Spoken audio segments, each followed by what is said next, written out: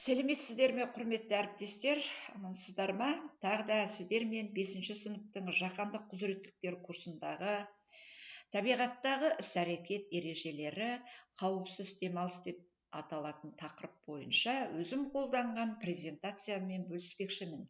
Лайк басып, комментарий жазып, каналға тіркеліп, каналды қолдап, тарата отырыңыз. Сабақтың мақсаты табиғатта демалу кезінде сақталатын қауіпсіздік ережелерімен танысу, қауіпсіз мінез-құлықты қалыптастыру, жазғы демалыста болатын қауіпті жағдайларды болдырмауға үйрену, табиғатты аялау мен сақтаудың маңызын түсіну.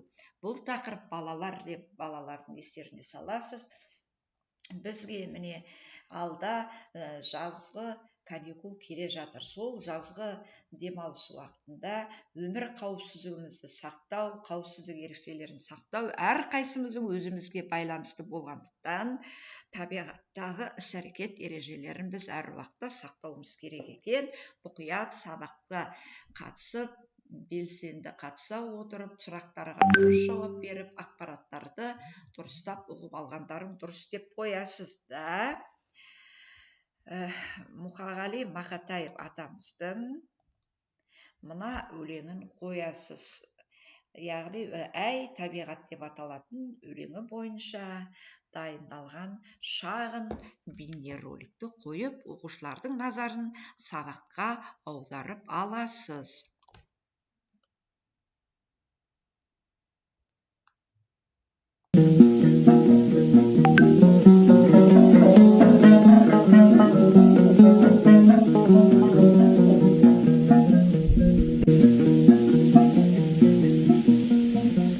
Әй табиғат, себепсің, көрмегенді көрсетерсің, ұланғайыр байлығыңды шетпей, аш көзбен адамдардан көрсің. Айың анау, күнің анау жер міне, о адамдар жетпей жатыр кендіне. Табиғатқа баспаңдар асырайды мені енді.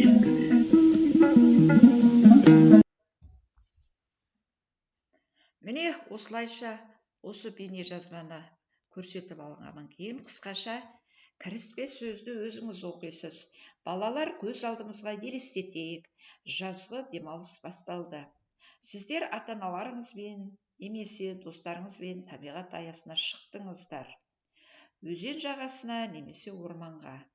Осы демалыс кезінде қандай ережелерді сақтауымыз керек деп ойласыңдар деп оқушыларға сұрақ қоясыз да, бір-екі оқушының жауабын тыңдап, кері байланыс бересіз. Одан кейін жаңа сабақтың мазмұнын ашатын мына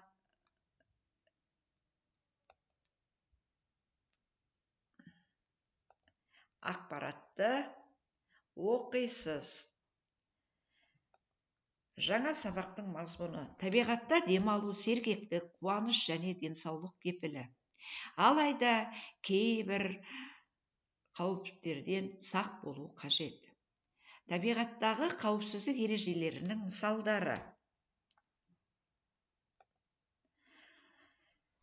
бірінші, өрт қауіпсіздігі.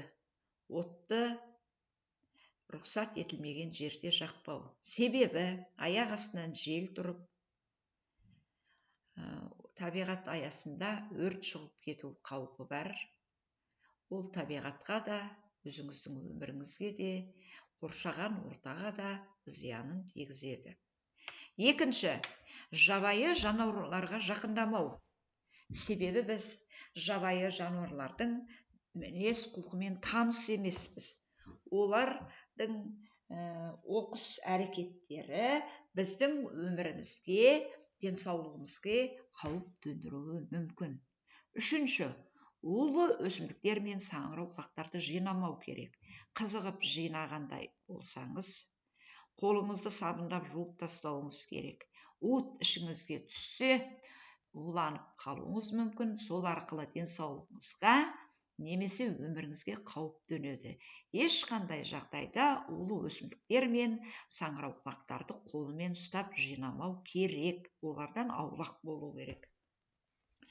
Төртінші, жүзуді білмей суға жалғыз түспеу. Егер жүзуді білмесеңіз, батырсынып, салғырттыққа салып, немқұрайлыққа салынып, өз еркіңізбен суға түсіп кетуге болмайды. Өзеннің ағысы сізді ағызып әкетуі мүмкін. Немесе суға кетіп қалуыңыз мүмкін, тұншығып қалуыңыз да мүмкін деген сияқты. Әр уақытта суға түскенде де сақтық шараларын сақтап, белгілі бір өзі белгілер болады, сол белгілерден аспай тәртіпке бағыну керек. Бесінші, қоқыс қалдырмау, табиғатты қорғау. Өзіңнің жеген тағамдарыңның қалдықтарын, ыдыстарын, тәттілердің қораптарын далаға, тоғайға, табиғат аясына тастап кетуге болмайды. Өзіңізбен бірге ала кетіп, тиісті қоқыс тастайтын жәшіктерге тастау керек. Алтыншы, таныс емес жолмен жалғыз жүрмеу керек. Адасып кетуіңіз мүмкін. Жетінші, арнайы жабдықсыз биік тауларға, жартастарға шықпау. Арнайы жабдықтарсыз тауларға, жартастарға шықсаңыз, тайғанақтап, құлап, жарақат алып, өміріңізге қауіп төнуі мүмкін. Сегізінші, күн өткенде көлеңкеде демалу керек. Ашық күннің астында жүруге болмайды. Басыңыздан күн өтсе жүрегіңіз айнып, басыңыз ауырып, мұрныңыздан қан ағып, өзіңізді әлсіз сезінуіңіз мүмкін. Тоғызыншы, киім кию тәртібіне де мән беру керек. Басыңызға панама киіп жүру керек. Жеңі ұзын киім киген дұрыс.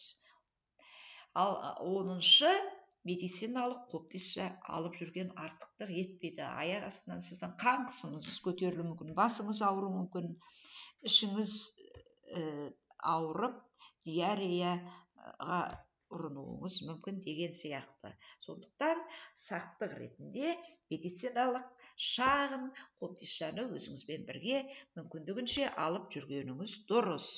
Одан кейін мына оқиғаны оқушыларға оқып бересіз де талдатасыз. Аружан мен Әли жазда ата-аналарымен орманға демалуға барады. Олар шатыр тігіп, от жағып, тамақ пісіреді. Әли ағашқа шығып құлап кетуге шақ қалады. Аружан болса өзенге рұқсатсыз түспек болады. Осы кезде ата-анасы келіп, екеуіне де қауіпсіздік ережесін түсіндіреді. Балалар енді табиғатқа тек ережелермен әрекет ету керектігін түсінеді. Енді осы оқиғаның мазмұнына қатысты қойылған талдау сұрақтарымен жұмыс жасайық. Мына жерге жазып қояйын, талдау сұрақтары. Әли мен Аружан қандай қателік жасады? Қандай қауіп төнуі мүмкін еді? Бұл жағдайдан қандай сабақ алуға болады? Осылайша оқушылардың пікірін, жауаптарын тыңдап аласыз да таймер қойып 10 минуттық топтық жұмыс бересіз.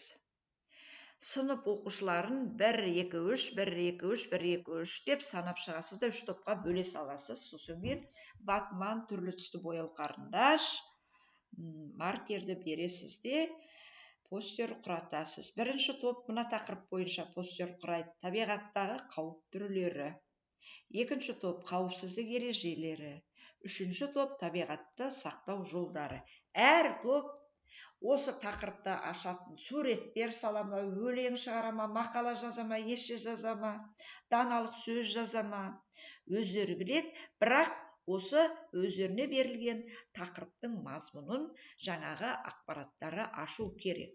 Уақыт біткеннен кейін оқушылар сынып алдына, тақтаға келіп, сынып оқушыларының алдында өздерінің құрастырған постердегі ақпараттардың мазмұнымен таныстырады.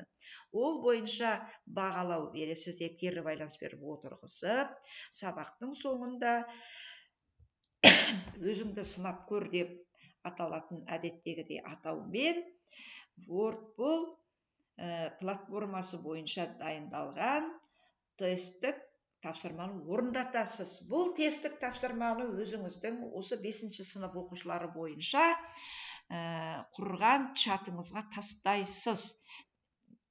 Содан кейін оқушылар смартфондары арқылы кіріп, жеке-жеке осы тесттік тапсырманы орындайды.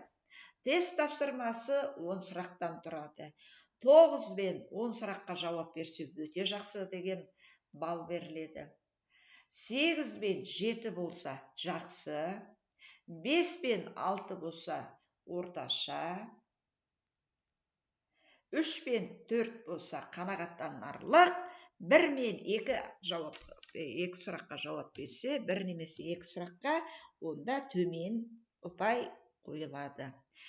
Енді осы WordPol бойынша дайындалған тестті қосып қояйын.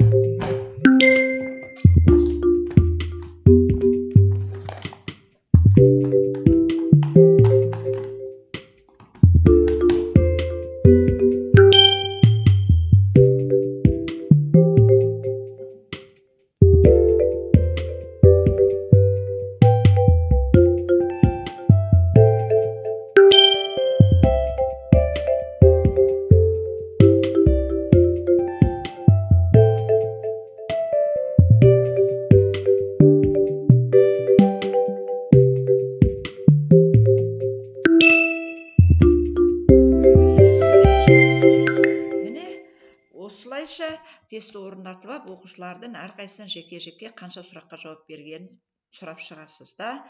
Сабақтың соңында сабақты қорытындылайсыз. Мынаны көкпен бояп қояйын, басқа түспен болып кетіп қапты.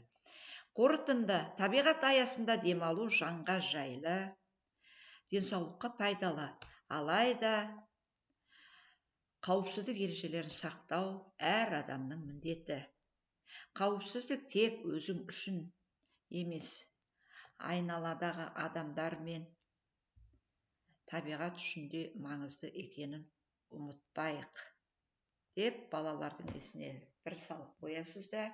Осы сабақта танысқан табиғаттағы іс-әрекет ережелерін жаз мезгілінде, демалыс кезінде есімізге сақтап жүрейік. Келесі кездескенше әріптестер, сау болыңыздар. Осылайша қысқаша